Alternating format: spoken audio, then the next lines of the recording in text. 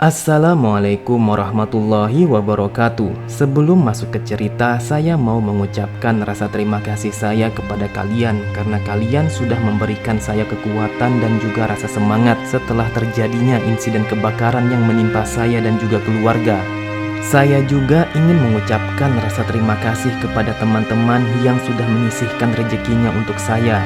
Untuk saat ini saya hanya bisa membalas kebaikan kalian semua dengan doa yang terbaik. Semoga kalian selalu sehat dan juga diberikan rezeki yang berlimpah oleh Allah Ta'ala. Amin ya Rabbal Alamin. Tanpa basa-basi lebih jauh, mari kita masuk ke ceritanya.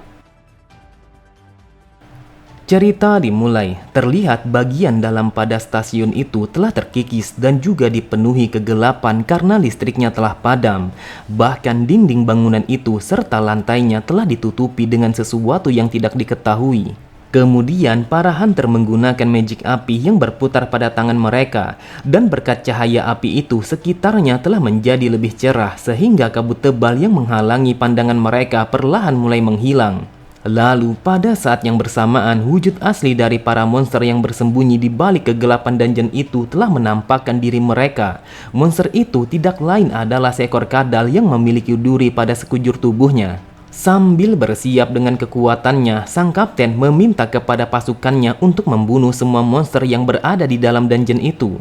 Kemudian ia pun melemparkan pandangan sinisnya kepada Suho dan juga Talim sembari berkata, "Karena jumlah kita yang sedikit, jadi kalian berdua jangan terlalu jauh dari kami dan kumpulkan bangkai-bangkai itu sekarang juga." Suho pun bergumam, "Karena aku telah mendapatkan tanduk vulkan, aku pun sangat berharap kalau aku akan menemukan para monster yang bertipe demon. Dengan mengamati party ini, maka aku akan bisa mendapatkan pengalaman yang sangat berharga. Jadi aku akan memanfaatkan kesempatan ini untuk memperhatikan bagaimana kerjasama tim ini." Kemudian Suho pun mengambil kunci dungeon bayangan yang berada di dalam penyimpanan. Lalu dengan sangat cepat ia membuka dungeon itu untuk memanggil para goblin level tinggi yang sudah ia jadikan sebagai pasukan bayangan. Di saat itu, para goblin telah bangkit dari bayangan dengan gelak tawa yang begitu jahat telah bergema memenuhi dungeon itu.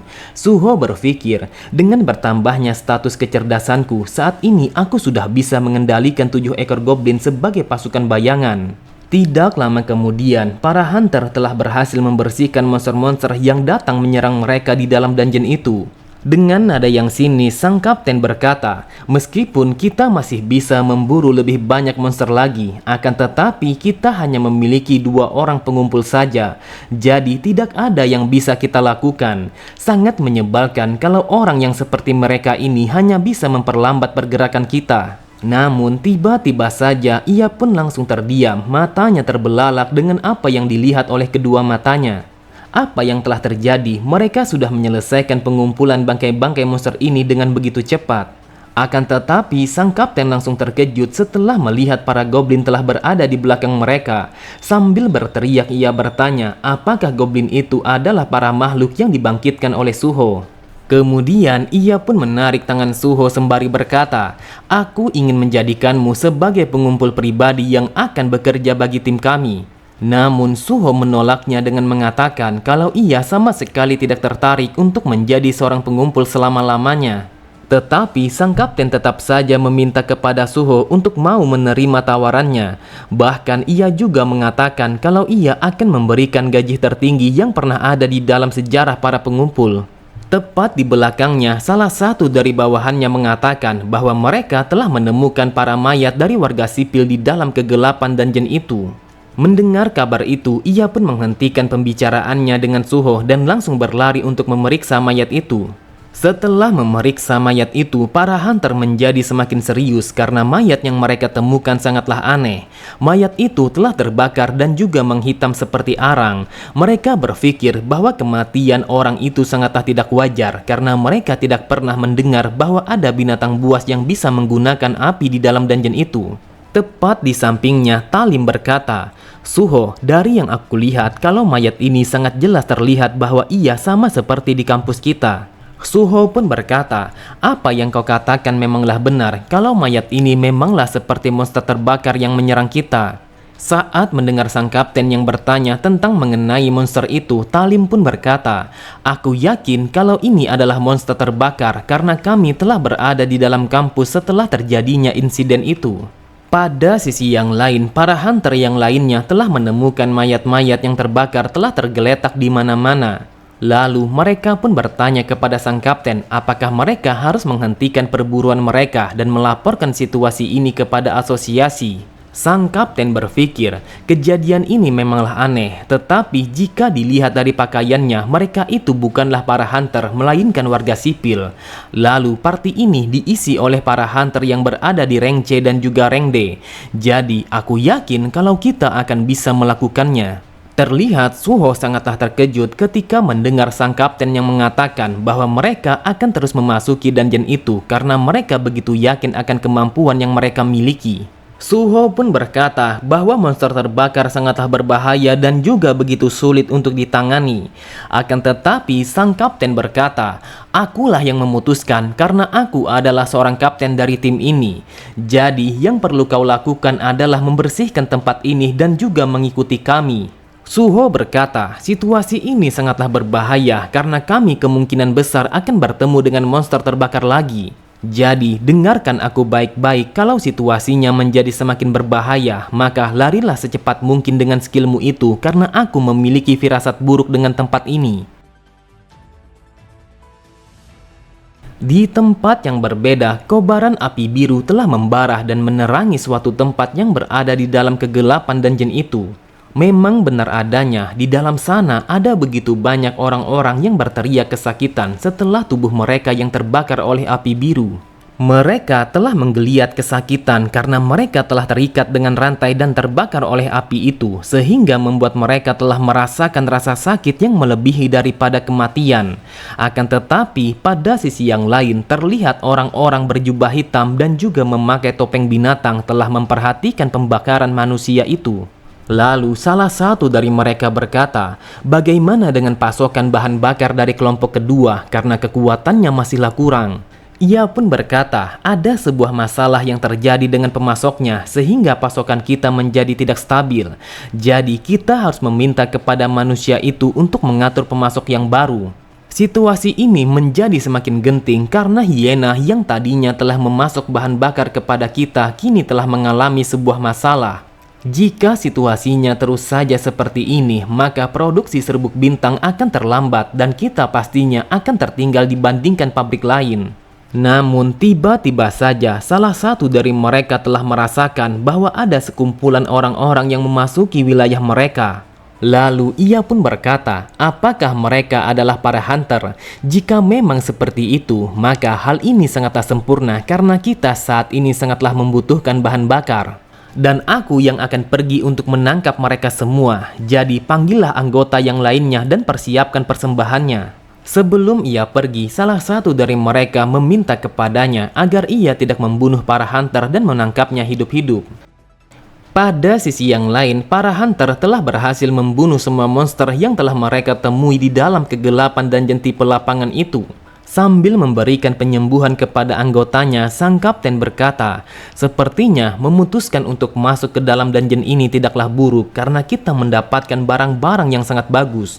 Bahkan kita juga telah membawa para pengumpul yang sangat berguna. Jadi aku berpikir untuk menggunakan sebuah benda yang telah kusimpan selama ini." Setelah mengambil sebuah bola kecil yang ada di dalam sakunya, sang kapten kembali berkata, "Apakah kalian pernah mendengar tentang sebuah benda yang disebut sebagai serbuk bintang?" Melihat benda itu, mereka semua sangatlah terkejut. Mereka pun berkata, benda itu saat ini sangatlah populer di antara para hunter karena dia mampu memberikan kekuatan tambahan bagi orang-orang yang telah menggunakannya. Bahkan mereka mengatakan kalau benda itu sangat sulit untuk didapatkan. Sang kapten berkata, setelah memakan serbuk bintang, mereka mengatakan bahwa efeknya akan bertahan selama 1 minggu. Meskipun kau berada pada rank yang paling rendah, benda ini akan bisa meningkatkan rankmu sebanyak 1 level. Aku begitu penasaran apakah rumornya memanglah benar ataukah tidak. Jika aku memakannya, mungkinkah aku akan mendapatkan kekuatan yang setara di atas rank C ataukah magic power yang jauh lebih tinggi? Namun tanpa ia sadari, seseorang yang bertopeng binatang itu telah bergerak dengan sangat cepat menuju kepada mereka semua. Bahkan tanpa membutuhkan waktu yang lama, ia pun telah berada tepat di belakang sang kapten. Kemudian tanpa pikir panjang sedikit pun, ia langsung menebaskan pedang besarnya itu untuk memberikan luka yang fatal kepada sang kapten, sehingga membuatnya langsung tersungkur ke atas tanah. Terlihat serbuk bintang yang dipegang oleh sang kapten telah terlepas dari genggamannya dan menghilang seketika setelah terbawa oleh hembusan angin. Namun setelah melihat para hunter yang lainnya, orang bertopeng itu mengatakan kalau ia tidak harus membunuh mereka semua karena ia sangat membutuhkan bahan bakar. Sontak mereka semua sangatlah terkejut karena mereka tidak menyangka bahwa sang kapten telah dikalahkan hanya dengan satu kali serangan saja. Mereka bertanya-tanya monster apa yang telah menyerang mereka itu. Ketika mereka telah bersiap untuk melakukan perlawanan, orang itu kembali mengalahkan salah satu dari mereka dengan begitu mudahnya. Lalu ia pun menghunuskan bilah pedangnya sembari berkata, "Yang aku hitung jumlahnya sebanyak 10 orang dan ini adalah musuh yang sulit untuk ditangani." Kemudian ia pun mengambil sebuah benda yang ada di sakunya yang tidak lain adalah serbuk bintang. Ia pun kembali berkata, "Aku tidak perlu membunuh mereka semua, yang perlu aku lakukan hanyalah membunuh orang-orang yang kuat saja." Terlihat para hunter semakin terkejut ketika mengetahui bahwa yang dipegang orang itu adalah serbuk bintang. Mereka sama sekali tidak menyangka bahwa seekor monster akan bisa memakan benda itu. Dengan santainya, orang itu memakan serbuk bintang untuk memperkuat kekuatannya dengan mengandalkan efek samping yang luar biasa dari benda itu. Setelah melihat orang itu yang memakan serbuk bintang, para hunter langsung berlari untuk menyerangnya secara bersama-sama sebelum efek samping dari obat itu akan bekerja kepadanya. Akan tetapi, belum sempat mereka melakukan sebuah serangan terhadap orang itu, tanpa mereka duga orang itu telah menebaskan bilah pedangnya untuk membunuh para hunter yang masuk ke dalam jangkauan serangannya. Lalu, orang itu menusukkan pedangnya kepada seorang hunter yang memberikan penerangan dengan menggunakan magic apinya di dalam dungeon itu. Karena hunter itu telah mati, maka di saat yang bersamaan, magic api yang ia gunakan telah padam dan membuat dungeon itu menjadi gelap gulita. Ketika pandangan mereka telah terselimuti oleh kegelapan, di saat itulah orang bertopeng itu langsung membantai mereka semua, sehingga terjadinya teriakan kepanikan atas kematian mereka semua. Tidak membutuhkan waktu yang lama, orang bertopeng itu telah berhasil membunuh semua hunter yang mencoba untuk melawannya. Sambil membawa orang-orang yang masih hidup, ia pun berkata, "Aku telah mengamankan bahan bakar yang saat ini kami butuhkan."